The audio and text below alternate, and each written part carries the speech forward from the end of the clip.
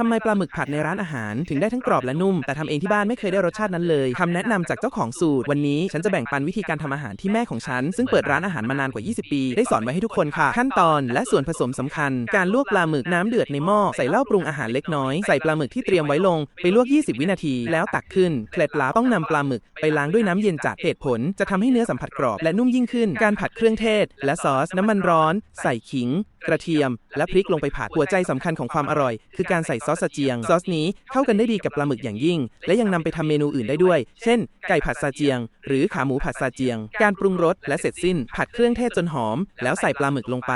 รินเหล้าข้าวเหนียวไวน์ข้าวของกวางตุ้งรอบขอบกระทะผัดต่อ2นาทีปรุงรสใส่เกลือน้ำตาลทรายเล็กน้อยเพื่อเพิ่มความสดชื่นซีอิ๊วขาวซอสถั่วเหลือง1ช้อนและน้ำมันหอย1ช้อนผัดให้เข้ากันอย่างรวดเร็วใส่ต้นหอมซอยหั่นท่อนลงไปผัดอีก 2-3 ครั้งก็ตักเสิร์ฟได้อร่อย